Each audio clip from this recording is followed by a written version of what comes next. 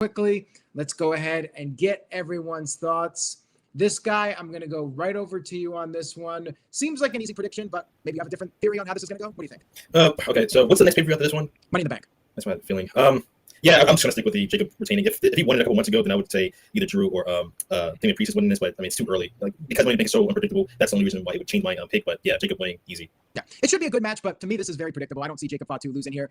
We should do a bonus point. Maybe we will do a bonus point. Who is going to take the fall in this match? Who is going to lose? We'll make sure Noah adds this to the predictions. Since we only have 5 matches. This guy, I want to know your thoughts on this. Who will take the fall? I'm going to go ahead and say LA Knight will take the fall. You took it out of my head.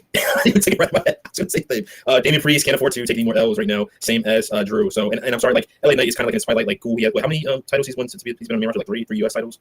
Two. Okay. I could like the rest of this year, if not like 2027. I'm seeing like LA Knight's going to go the same way as Bobby Roode. I would say like a couple tag titles and then he's done. We could see a little bit more of a tease of a split between Solo and Jacob Fatu. Steve, what do you think about that idea? Yeah, split. I think that could be beneficial. Obviously, I'm just gonna keep it pretty straight to the point with this prediction, though. Jacob Fatu is gonna retain. I think he will pin LA Knight just because he already did it at WrestleMania. That way, Drew and Damian don't suffer a pinfall loss. I mean, they're losing either way, but they're not gonna be the ones that take the pin. I'm not really sure if anything will happen with Jacob and Solo on this match or anything. Probably not. We'll see where it goes. Maybe leading into Money in the Bank, they'll start like a little more like friction or whatever to them. But yeah, honestly, this match doesn't justify pay-per-view too much. It's more about Cena and Orton, like I said. But yeah, predictable, but should be a fun match though. All right, sounds good. We'll throw it over now to Dwayne. Do you agree with what the panel has said so far? Yes, absolutely. I can possibly see another tease come between Solo and Jacob, but with this being straight up Backlash, I think it will stretch out just a little bit longer to have a more impact breakup, so to speak. Something like say SummerSlam, maybe Money in the Bank. I don't know, but either way, I'm pretty sure Jacob Fatu is keeping his title for a while. I don't see him losing anytime soon. With it being an extra point, I'm gonna take a risk on this one. Say Damian Priest takes the pin on this one. All right, there you go. Changing it up a little bit. Matthew, are you going to go with a different pick? Are you going to say maybe Drew McIntyre loses? What do you think? We love Jacob Fatu, and this is his time to shine. I'm looking forward to this match because I think this is probably going to be one of the best matches on the card, just with the star power. Yeah, it does feel a little bit like a throwaway, but you got LA Knight, who's over no matter what, Drew, who's been great, Priest, who's solid, and then Jacob, who's just going to be an absolute monster. But yeah, Jacob's going to win, and I'm kind of with Dwayne. I think Priest is going to take the fall because I think Priest needs something different. He's done the babyface run, but I don't know, something about it just doesn't feel right. So maybe this leads to him getting some sort of new edge because he keeps losing these big matches. But I think Drew's going to be fine. LA Knight, as long as the fans cheer him, it seems like he's good right now. But yeah, this is going to be Jacob's time to shine once again. Oh, wow. So apparently, I posted the odds, but I forgot what they were. Jacob Fatu is currently a minus 5,000 betting odds favorite to win. So you would have to bet $5,000 to win $100. But of course, that's predicting a scripted wrestling show. Jeff, we'll go over to you now. Anything you'd like to add to everything we've discussed? Everybody pretty much hit what I said on the head. I think that not only will LA Knight take the fall, but he's going to come back strong when they come to LA because LA Knight, he's from here, he's major over here, he's really cut his teeth in this area. He's been in every Hollywood days with Brian Cage and Bruce Pringle. So I think he won Money in the Bank, which means taking an L here, if you like, when he wins Money in the Bank, ooh, big rebound, I'm here for it. So yeah, Jacob retains, LA Knight eats the fall, and rebounds quickly. Unlike the basketball team here in LA, kind of success, LA Knight will when they come to Money in the Bank. All right, there you have it. That is from good old JM, Jeff Meacham. And this guy, you have to help me with this. Heather sent in a $10 super chat. Shout out to Heather. Says, happy 97th birthday to this guy's, and I cannot see the emojis. It looks like a cake. So that's my birthday. That was my wife. She just sent that super chat in. 97th birthday? If I was a vampire, sure. But no. I just turned 33 today, so. Oh, well then happy birthday. I didn't even know. Happy birthday. This is the problem with you not being on Facebook. I'm used to seeing all the notifications as to whose birthday it is. I'm not really a big social media guy. YouTube's the only thing I'm usually on, so. But thank you, wife, for embarrassing me, but that's fine. Happy 97th birthday. All right, well, I'm not much of a singer, so don't expect any kind of a birthday song from me. I know there's that very short birthday song. I don't know how it goes. I'm not even going to attempt to sing it or say it or recite it, but wishing you a very happy birthday and glad you're spending your time with us today on this panel. I'm sure you'll get some shout outs from the chat room. All right, let's get to the next match on the WWE Backlash Premium Live Event card. Here we go. The next match we'll be discussing is for the Intercontinental Championship. We got Dominic Mysterio going up against Penta for the championship, and I feel like this match is very similar to the other match. Dominic just won the title. I don't see him losing it this quickly. There's also rumor and innuendo, as a certain somebody would like to say, about the Lucha Brothers getting back together in the near future. So there's no need for Penta to win a singles title if we're going to have the Lucha Brothers together. I think this is an easy prediction for Dominic Mysterio to retain. Most likely something happening with Judgment Day to continue the storyline with Finn Balor potentially leaving the group. Steve-O, I will go over to you first. Your thoughts on this match. Go ahead. Honestly, this match should be a banger. I mean, they've put on some good matches before, but again, we've seen them go at it already. But, I think that obviously Dominic Mysterio will retain. I'll be curious if it's either JD or maybe Carlito. I don't think Finn's going to help Dominic retain. Now, maybe he will just to salvage the story a little longer, and then eventually a split happens. But for now, Dominic retains with the assistance of JD or Carlito. That's it. Now, Spencer thinks that there's going to be a DQ and Penta win. But keep in mind, when we do our predictions, we're predicting who is leaving Backlash with the title. And I'm saying Dominic leaves Backlash. He might lose the match by DQ or something. That could happen, but I think he's leaving with the championship. Matthew, what are your thoughts? Go ahead. Well, I think this is going to be a good match. I do find it interesting. Dom's been champion for 3 weeks now, and they haven't done anything with him. He sat in the back the whole time. He hasn't cut a promo. He hasn't celebrated, which is kind of weird because, this was Dom's big moment. But I do think he's going to retain. There's going to be some sort of craziness. But I kind of wish there was more build to this. Dom should have gotten his moment as, this is his first singles. Well, no way. He was only North American champion for a little bit. Yeah, but, this is his first main roster title, and it should have been a bigger deal. But maybe they're holding off because Liv's not there. I don't know. But yeah, Dirty Dom's retaining. He's gonna get huge reaction, even though he's the heel in the match. Yeah, I could see there being some sort of beatdown maybe, and that's where Penta comes to save, and they start setting up, Judgment Day versus the Lucha Bros. But yeah, and again, I don't know if Balor will get involved, but we definitely know Carlito and JD will, and Carlito might even take a Canadian Destroyer sometime in the match because that seems to be his thing now, is taking the big spots. But Yes. yeah, Dom's gonna retain. All right, thank you for that. Jeff, we'll go over to you now on location at Disneyland. What are your thoughts? The Hobbit fans, you won't believe this. Now you can get active and go on a journey through Middle-earth. The Conqueror has just released the Hobbit Virtual. I got the boat coming in 90, so I apologize. So I am of the strong opinion that with them coming to LA in June, that Lucha Bros are going to be featured quite prominently. Either Money in the Bank or even on the Triple A show. Was the line. I know it's Steve cross branding, but it's also WWE promoted. So either way, they'll be a team. So that'll be a major market too for WWE. So I don't think Penta's going to win here. I really think they're going to set them up to face the New Day at the June shows, and have them beat the New Day for the tag titles, just to get the Lucha Bros the tag titles. And I think they'll be the only team that have been AEW, TNA / Impact WWE tag team champions at that point. If I have my stats right, I don't have my stat right here with me. So, but for Saturday, I think Dom retains. All right, thank you for that, Jeff. Next, we'll go over to the birthday boy. This guy, 97 years young. What are your thoughts? Gotcha. Anyway, so actually, I'm going to go different in this situation. I want, and it should, and I have a small feeling that it's going to happen. I don't like Penta. I've said that numerous times in your comment section. Not a Penta fan. My daughter loves him for some reason, but for multiple reasons, I feel like he's going to pull the upset. I feel like he's going to win. It's going to be Finn. Finn is going to cause Dom the victory. We're going to get a run in by the usual suspects. JD's going to take the big spot as who said that? I think he said that. Unfortunately, and a quick segue over there. I think that's that injury from last year. McDonough wasn't really a fan of his, but he deserves more. Like I think he should eventually go after like the US title, IC title eventually. Anyway. JD gets dispatched, Carlito gets dispatched, Finn's the last hope because Penta's whooping Dom's behind, and we get like what is that? I can't remember that turn that okay. We get a similar turn that Randy does to Seth Rollins like almost 10 years ago when they had a tag match, and he said, no, I'm not going to take that tag. No. And then he just, after he lost against, I think, Kane or Roman Reigns, just beat him up. But that's not going to happen. I mean, it should happen, but yeah, that's how I feel like it's going to go down. I feel like I'm going to lose. I'm pretty sure I'm going to lose, but that's how it should. And I have a tiny suspicion that's going to happen. You can do Penta, the Lucha Brothers, in a few months, but if you put him in a tag team now or in the next couple weeks, he's not going to get out of that. Like, I don't think he's going to. It's like kind of a demotion. So if they believe in Penta, everyone across the world, since he's been on the WWE Raw, they've thrown him, except for me. You're just going to be shooting yourself in the foot. All this stuff you built up with this man the last several months with him, you're just going to shoot yourself in the foot if you just put him in a tag team right now. You can always do that later. Someone say, like, get your 1 or 2 singles title, even if it's mid-card, get your singles title for yourself, and then you can retire as a tag champion. No offense to all the tag team champions who did the opposite, which started as a tag team, Shawn Michaels, and became world champion. But this era seems like if you're not going to be world champion, you need to start off at a singles mid-card title, then get demoted to tags. All right, thank you for that. This guy, Jeff, anything you would like to add? I got a question. This guy, is your wife a wrestling fan also by chance? Like a pretty decent wrestling fan? Yeah. I asked because her wishing you 97th birthday is such the Bret Hart Stu Hart rib.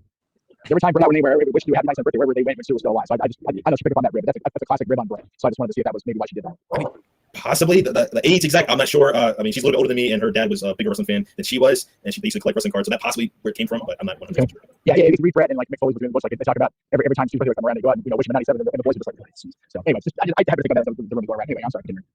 Man, I don't even remember that rib, so I'm not sure if Heather would have known that, but if she did, more power to her. Anyways, Dwayne, we'll go over to you now. This guy had a bold prediction, maybe the first one of this stream so far. Maybe you're going to agree with him. Go ahead. I had one too, but it wasn't in. Here's my thing. I just heard a rumor this afternoon. I don't know if y'all heard it yet. That supposedly, a new signee is supposedly going to show up or even possibly debut. I don't know what branding was going on, so it's kind of hard to determine possibly what match if he even doesn't run in whatsoever. But I'm just going to keep it simple right now. I think Dom's walking away with the belt one way or another. So I'll hook it back up. All right, there you go. So sorry, this guy, you are the odd person out in this one, but we'll see what happens. It's WWE, and you never know when they're going to swerve us. But let's move on to the next match. We got the Women's Intercontinental Championship on. Jeff is doing the face palm. Can't see him right now. He's shaking his head. We got Lyra Valkyria defending her championship against the former Women's World Champion, Becky Lynch, who just turned bad right after WrestleMania, betrayed Lyra Valkyria, and now they're going to be fighting for the championship. I think Becky is a heavy favorite for this one, much like the other matches. Well, not as much of a heavy favorite, actually. She's minus 500, so she's a little bit of a favorite, but not overwhelmingly compared to the other matches. Let's go ahead and get everyone's thoughts. Maybe we will have a mixed opinion on this one. Steve, I'm going to start with you on this one. Yeah, of course.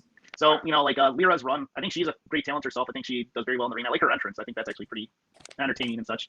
Her personality, her personality behind the scenes, I just think that, she could use a little more oomph. I think that the promo she did on Raw with Becky was all right. I saw some signs where I thought that maybe she could develop more, but yeah, obviously I think that that's of course the dogs are going off, but I'll keep it quick. Anyways, Becky Lynch, the heel, I don't think being a heel is for her personally. The only time I really enjoyed her as a heel is under the man persona when she first started it, but even then that just got over and made her a face. But the big time backs and whatever she's doing right now, I'm not feeling it.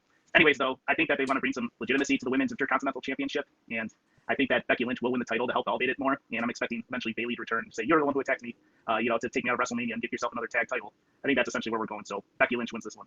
Well, there are comments in the chat room about Bayley potentially costing Becky the match, so I guess we could look at that as a possibility. Matthew, I'll go over to you next. Could you see Bayley perhaps costing Becky the match? I don't know if Bayley was going to cost the match, but I think Bayley will get involved probably at the end. I had hoped that this match would have been built up sooner, like not too long after Lyra won the title because Lyra needs some sort of personality. We've seen glimpses of it the last couple weeks, but her promos are very much still practiced. You can tell that she's not comfortable with them.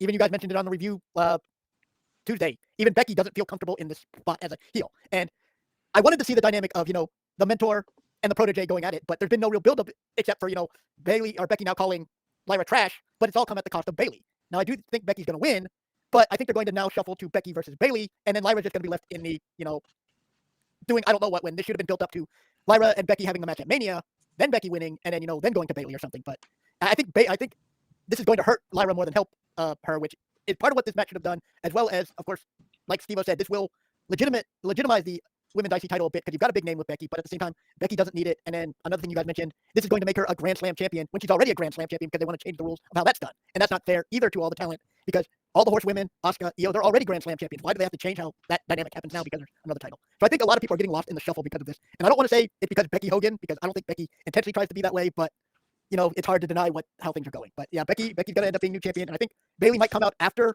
to help Lyra because I think Becky will probably win and then just keep beating down Lyra and then Bailey will come to save and then that will set up for probably SummerSlam or whatever. We'll get Becky versus Bailey. All right, that's a solid prediction there from Matthew. Dwayne, I'll throw it over to you now. Do you agree with what Matthew said? Yes and no. Oh. I'm probably going to be the odd man out on this one here, but Uh-oh. the fact being, I'm not saying Becky's going to win. I'm not saying Becky's going to lose. I'm saying Becky's not leaving with the title. I think this is the first time this title's been defended on pay-per-view. I really don't know if they want to have a change hand on this first defense on the pay-per-view. Quite frankly, I don't think this is going to be the end game between these two because the fact is, Lyra's already got one win against Becky. I'm still torn on how this is going to go. For the fact is, I don't know if Becky's going to try to do a dirty finish and whatnot. Maybe comes and helps her and gets caught. She gets disqualified. I don't know. I'm going to save the dramatics for that for the creative team to try to figure that out. My thing is, I don't think it's going to be a clean ending right now. I still think Lyra's going to walk out as champion. All right, well there you have it. This guy, I'll throw it over to you now, and we got a couple different opinions on this one. There's possibilities. What do you see happening here? This is a pretty intriguing match. What do you think? Aaron, you know how much I despise both of them. You know I do not like either one of them. But You ever look at someone and think, how do they handle everything so well? Why don't things seem to affect them? Becky hits like a smidge of my respect because she's a veteran. Other than that, I'm going to go with Becky. We know Lyra's going to win, but this goes right back. I'm going to try not to make it a rant, but this literally, everyone said this on during their take. Lyra is not ready for her position, for one. Two, as I said months ago when they introduced IC and US, the women's IC and US, the women's mid-card title, it was pointless because they would never bring legitimacy to it. Becky finally has a chance to bring legitimacy to that belt, just like Bailey should have done in the first place. She should have won it during that tournament. I forgot the US title during that, who won that one, but whatever. Anyway, it's going to be Becky. She needs to win this to bring legitimacy. Lyra, and just like Dwayne said, the first time being defended on the pay-per-view. Cool, awesome, but it needs to change hands because we don't have, no one really cares about the title. And Triple H and the rest of the crew clearly doesn't care about the title because it's never booked on any pay-per-views. So this is and since you have a Roman Reigns level superstar in the female division, you can probably put it on the pay-per-views. All right, fair enough. Jeff Meacham, we'll throw it over to you now. Edwin wants to know if you're sleeping over there. No, I keep looking down because we got freaking ducks wandering around, and the ducks over here are psycho. Are they ducks relatives? No, they're crazier than Nina because they just had babies, so they're protected and they're psycho. That's like what Jeff Blanco. Anyway, I actually think Lyra's going to retain because Bailey's going to interfere and get Lyra disqualified, which I think will not only give Lyra a retention, but give her a purpose behind being upset and having some sort of change of direction. I know the Mark 20 behind me, sorry, guys. We definitely need to get to Becky and Bailey. There's no doubt about that, but I think Lyra needs to have a strong exit strategy here going into her next feud because, like everybody said, the U.S. Women's Championship looked so strong with the first champion because Chelsea was such an obnoxiously fun act, where Lyra's just kind of in there, right? Since the Raw after the Netflix game. So I think that Lyra, in being forced to retain through a weak finish, will motivate her to amp her own game up character-wise, and then we get Becky and Bailey going into something. What happened with that guy's daughter? Okay, got it. I heard somebody say my daughter. Oh, no, I know that. My name ain't called it. That's between them all. Oh, well then, never mind. This guy. Sorry. My only rebuttal for Bailey, like doing the distraction or coming in is Bailey's still a heel. I mean, sorry, she's still a face. So with her messing up that world title, is going to make her look like a heel in that situation. I mean, yeah, but well, go ahead. But I was going to say, like, yeah, sorry, I was just going to say, ultimately, it's still going to look bad if you interfere, especially if Bailey is Lyra is also her sensei in this situation. But that's what I'm saying. If Bailey interferes just out of sheer passionate rage, not really thinking clearly, that pisses Lyra off and motivates her to turn. Oh, there you go. And what if Becky and Lyra heels together? Then I'm joining. Yes. Then you have me to actually like this. If you can pull it off, yes. All right, we'll see what happens. I think Becky is going to win the title. I'm going with that as my prediction. But I wouldn't be shocked if Bailey comes out there and there's some sort of a DQ or some kind of shenanigans. Would not shock me at all. But I'm going with the safe betting predictions. I'm not taking a chance on this one. I did too poorly for WrestleMania. Well, see, that's the part of me not being in the pool. I don't have to worry about points. I just go with my gut. And it's like, guys, I go with it on a regular basis. Fair enough. All right, next up, we have what could be a massacre on pay-per-view. We got the former world champion, the Ring General, Gunther, going up against my favorite color commentator right now, Pat McAfee. I know he's polarizing. He's not everybody's cup of tea, but I think this will be entertaining. Now, I expect McAfee to get largely destroyed. He'll put up a fight, but I think Gunther will ultimately beat the hell out of him. The question is, will Bill Goldberg, Jeff Meacham's favorite wrestler, show up? at this show. Before we get to that, though, I do want to acknowledge TJS, who sent in a $5 super chat. He thought he was on this show. Well, Gino thought he was on. The problem is the predictions panels are a hot commodity, at least the WWE ones. So I get a lot of requests. Sometimes I forget who's supposed to be on. And also the people with the best track record tend to be front of the line. So just throwing that out there. And he also wanted to say that, is Karrion Kross the new Sean O'Haire gimmick-wise?